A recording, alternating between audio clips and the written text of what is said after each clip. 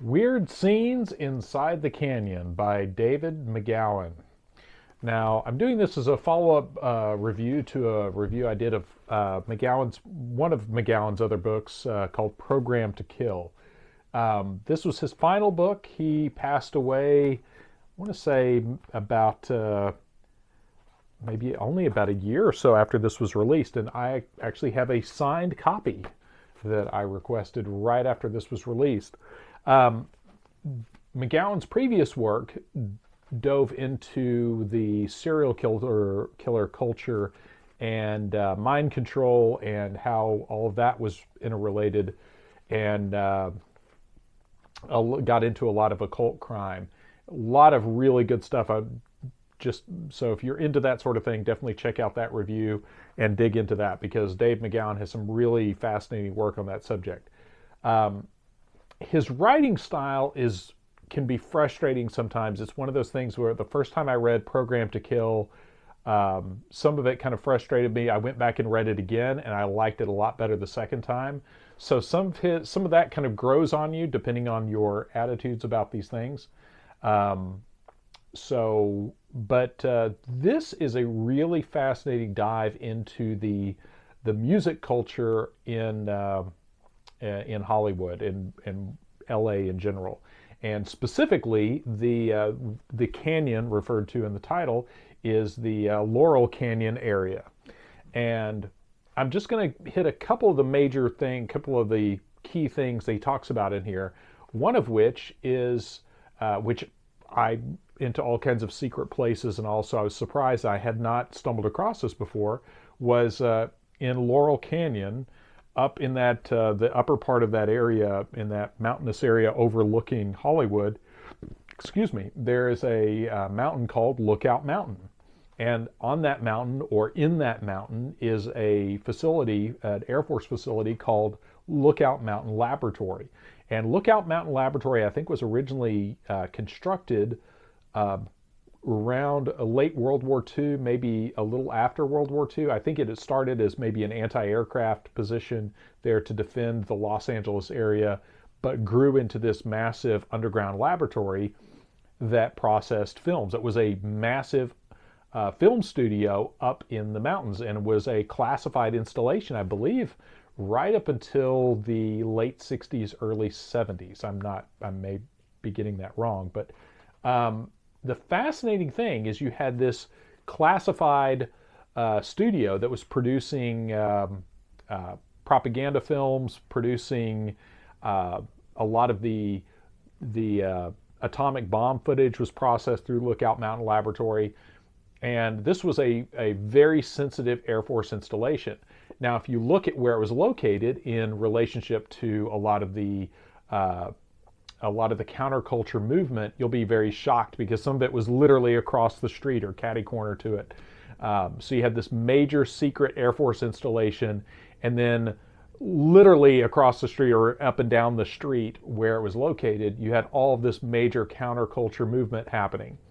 So, and some of that stuff, when you really start thinking about it, is uh, pretty bizarre to say the least, to think that you had these counterculture anti-war icons popping up right literally across the street from this place, from the Lookout Mountain Laboratory, and yet this was never mentioned. No one ever picketed it. Nobody ever said, hey, gee, what are these guys doing in this place? And probably one of the stranger instances of that kind of military connection to the counterculture movement. And just to rewind a little bit, when I say counterculture, the kind of hippie movement of the 60s and early 70s, you have bands like The Doors and uh, Crosby, Stills, and Nash, and a lot of people that produce music that people associate with the hippie movement and with anti-war, anti-Vietnam culture. So McGowan really dives into that and really lays bare that most of this was not an actual counterculture movement. That a lot of this was a very staged, managed counterculture designed to look counterculture. And part of his thesis in here is showing that this served to a lot of the kind of Hollywood counterculture served to derail the legitimate anti-war culture of the day. So you had people that had legitimate issues with the Vietnam War, but because it was joined in by a lot of this hippie counterculture movement that was just off the charts crazy, that served to discredit the legitimate anti-war effort. And you see that time and time again. If you're a student of history, especially anti-war movement history, you see that a lot, where if there is an issue of a personality or a movement gaining too much momentum, they are quickly discredited. And one last thing on that, I'm like I said, there's so much in this. This is really one of those things. If any of this piques your interest, definitely go out and get a copy. As you can see, in traditional form, I have dog-eared lots of pages in this. All kinds of good stuff in here. And it's one of those books that you'll definitely want to read a couple of times to really absorb, because there's a lot of information, and this will definitely upend your view of how you perceive the popular culture, especially music culture. You will not think of it the same ever again after you read this, because I find it very difficult to believe that the methods that were used to shape the counterculture in the 60s ceased to be used later on. I would bet that a lot of these methods are still in play today. One of the more interesting finds in this that really struck me was about Jim Morrison. Jim Morrison, of course, being the lead singer of The Doors. Everybody knows about The Doors. So The Doors are definitely one of those bands that I grew up listening to. Even though I wasn't part of that movement, I definitely listened to a lot of classic rock growing up, and I really appreciated The Doors music. And I really looked at The Doors as being a legitimate grassroots counterculture kind of band. Well, one of the things that he points out in here, and this is one of those facts that you can Google it right as you pause this video and look this up, and you'll be shocked. Jim Morrison's dad was Admiral Morrison. He was an admiral in the U.S. Navy. And Admiral Morrison played a key role in the Gulf of Tonkin incident, which, as many of you students of history will know, that was crucial in starting the Vietnam War, and later proven to be a totally falsified event that was, again, a kind of a stage-managed wartime event that served to start and prop up the Vietnam War in the minds of the U.S. public. So here you have Admiral Morrison, that is literally one of the key figures in the Vietnam War, and his son grows up to be his son, at the very same time that he is literally starting the Vietnam War, his son becomes this key player in the counterculture, hippie movement in Los Angeles, literally at the same time.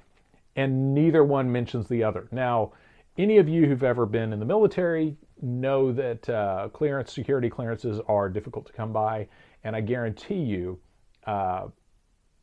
your clearance would be yanked in a heartbeat if you had a ne'er-do-well son who was causing trouble and generating problems like this.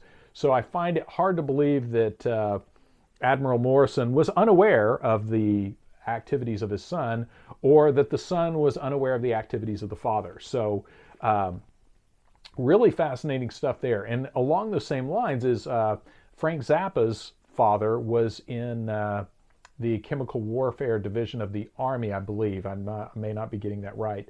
But the Chemical Warfare guys, a lot of those guys were involved in like LSD experiments and things like that dovetailed with the MK Ultra program. So again, the idea that Frank Zappa would be, if he really was as counterculture as he claimed he was, I guarantee you Zappa Sr. would not have been cool with that, and at the very least that would have cost Zappa Sr. his security clearance. So, and it did not. So that too is something to think about. But there's a lot of information like this in here that really makes you rethink some of your attitudes about that counterculture movement. And a lot of the credit about who played what music, about like the Wrecking Crew, for instance, the studio band that played much of the music of the 60s and 70s that we associate with the Doors and bands like that. So a lot of fascinating music history. Some of this is kind of a tough read. There were a lot of bands I really admired, and you come to find out a lot of what you admired was either outright fictitious or carefully stage managed to present that image or amplify an image that was, again, possibly just made up from whole cloth or, again, greatly exaggerated. So lots of good stuff in here. Again, Weird Scenes Inside the Canyon by David McGowan. And one more thing, sometime I'll have to do a follow-up video and show my personal pictures from that. I actually, after I read this, I went up the next year. I was going to visit the Magic Castle and made a side trip there up to Laurel Canyon and got some good pictures of the Lookout Mountain Laboratory for my own personal collection because I wanted to see it myself, and I just wanted to see how close it was to all these other places.